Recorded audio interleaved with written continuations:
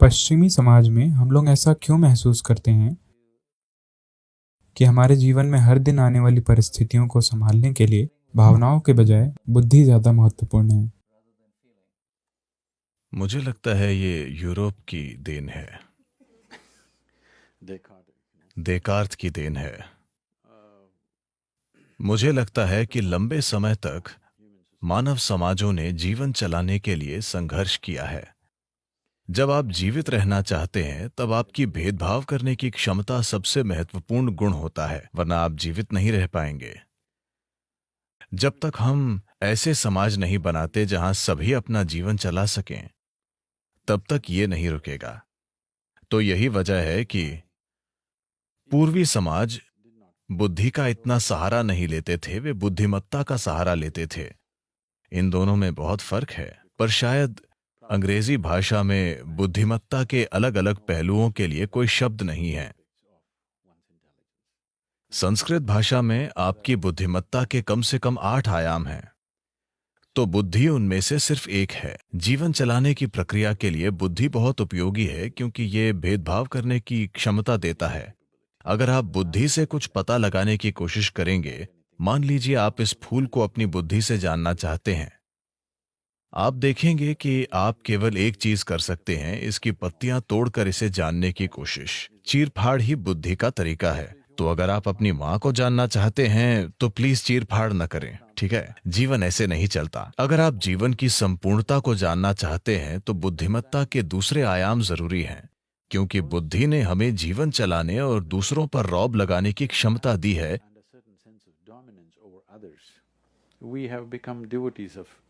इसलिए हम बुद्धि के भक्त बन गए हैं। बुद्धि एक अद्भुत चीज है, कोई सवाल नहीं है, पर आपको समझना होगा कि इंसानी बुद्धि उस सीमित जानकारी के आधार पर काम करता है जो इसने इकट्ठी की है। ये बिल्कुल नई चीज नहीं खोज सकता। आप जो पहले से जानते हैं उसी को प्रोजेक्ट करके दूसरे आयाम की कल्पना करते हैं, और आप अपनी जानकारी से कभी भी किसी अनजान आयाम में प्रोजेक्ट नहीं कर सकते। इसीलिए मैं कहूंगा कि पश्चिमी समाज लंबे समय से ट्रेडमिल पर दौड़ रहे हैं। वे बहुत भागते हैं और फिट हो जाते हैं, पर वे कहीं नहीं पहुंचते। हाँ, फिटनेस बेशक होती है। ठीक है, अगर इंसानी पहचान और उसके झूठे रूपों से जुड़ने की बात करें, तो हम हमेशा एक खास पहचान क्यों पाना चाहते हैं?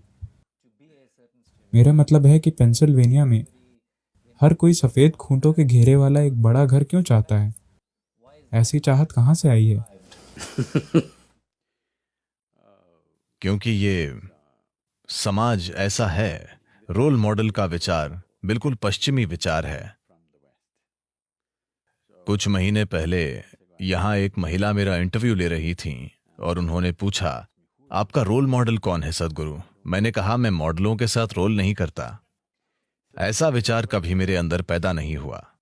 ऐसा कभी नहीं हुआ।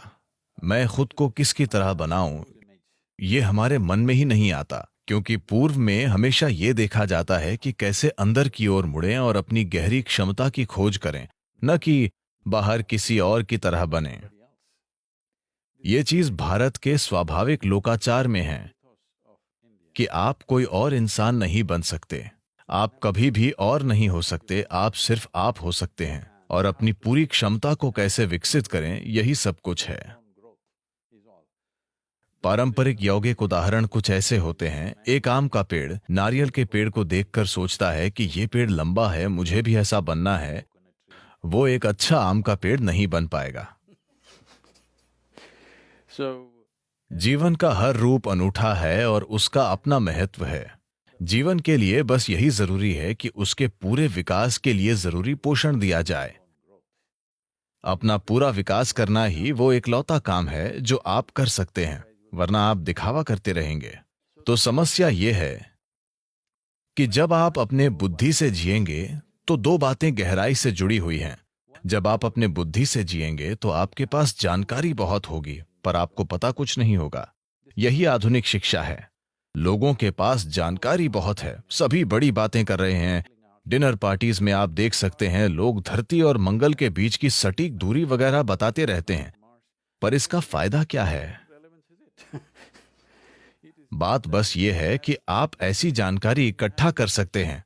जानकारी उपलब्ध होने पर आप महसूस करते हैं कि आप सब जानते हैं, पर आपको कुछ भी नहीं पता। इससे आपको वित्तीय बाजार में शायद मदद मिल जाए, पर जीवन में जो जरूरी है वो जानकारी नहीं है। जीवन की गहराइयों तक पहुंचना जरूरी है। आपको जीवन में गहरा उतरना होगा, इसका अनुभव करना होगा। आप इसे जान नहीं सकते। अगर आप एक किताब पढ़कर या दिमाग में कुछ समझकर ये सोचते हैं कि आपने जीवन को जान लिया, नहीं, आपको अनुभव करना होगा। अनुभव की गहनता ही जीवन में सब कुछ है। तो अगर आप बुद्धि से जीते हैं तो नकल स्वाभाविक रूप से होगी और फिर रोल मॉडल बनते हैं। क्या मैं एक कहानी सुनाऊं? जी। मैं हमेशा अनुमति लेता हूं, क्योंकि जैसे ही मैं कहानी शुरू करता हूं, कई लोग सोचते हैं सोने का समय है, क्योंकि सिर्फ तभी उन्हें कहानी सुनाई गई थी। तो 20वीं सदी की शुरुआत में ऐसा हुआ। 1910 में एक आदमी था जिसका नाम था टोपी वाला। टोपी वाला मतलब टोपी बेचने वाला। लोगों का नाम कभी कभी उनका व्यापार दर्शाता है। तो वो भयंकर गर्मी में गांवों और शहरों में जाकर टोपी बेच रहा था। एक दिन दोपहर में वो थक गया था, तो वो एक पेड़ के नीचे बैठा, थोड़ा सा खाना खाया और सो गया। थोड़ी देर बाद उसकी आंखें खुलीं तो उसने देखा कि सभी टोपियां गायब थीं। उसने हर जगह देखा, कोई टोपी नहीं थी। जब हर संभव कोशिश करने से भी कुछ नहीं होता तो लोग प्रार्थना करते हैं। तो उसने प्रार्थना करने के लिए ऊपर देखा और उसे टोपियों वाले बंदरों का झुंड दिखा। तो वो उन पर चिल्लाया, वे भी उस पर चिल्लाए। उसने उन्हें गाली दी, उन्होंने भी अपनी भाषा में गाली दी। उसने जो हाथ में आया बंदरों पर फेंका, बंदरों ने भी जो हाथ में आया उन्होंने उस पर फेंका। उसे समझ नहीं आ रहा था कि क्या करे, तो हताश होकर उसने अपनी टोपी जमीन पर फेंक दी। सभी बंदरों ने अपनी टोपी जमीन पर फेंक दी और वो उन्हें उठाकर अपना काम करने चल पड़ा। 2013 21 दिसंबर एक और आदमी टोपी बेचने निकला। उसका नाम भी टोपी वाला ही था और एक दोपहर वो एक पेड़ के नीचे जाकर बैठ गया। उसने अच्छे से खाना खाया, क्योंकि 21वीं सदी थी, और तुरंत सो गया। कुछ समय बाद वो जागा, टोपियां गायब। उसने इधर उधर नहीं देखा, सीधे ऊपर देखा। बंदरों का झुंड टोपियां पहनकर बैठा था। वो उठकर नाचा, वे भी नाचे। उसने अजीब से चेहरे बनाए, उन्होंने भी अजीब चेहरे बनाए। उसको जितने मजे करने थे उसने किए, फिर टोपी उतारकर जमीन पर फेंक दी। एक लंगूर जैसा बंदर जल्दी से नीचे आया, टोपी उठाई, उसके पास गया, उसे एक जोरदार थप्पड़ मारी और कहा, बेवकूफ आदमी, तुझे क्या लगता है कि सिर्फ तेरे दादाजी थे? तो पर्याप्त सबूत हैं। इस बात के सबूत हैं कि बंदर विकसित हो रहे हैं। ठीक है, जब आप अपनी बुद्धि की सीमाओं में जीते हैं तो आप वही पुराने शिकारी और बटोरने वाले हैं। शायद मांस, चमड़ा, हड्डियां और जानवरों के दांत इकट्ठा करने की बजाय आज आप जानकारी बटोरते हैं। आपको मंगल और सूरज के बीच की दूरी वगैरह पता है।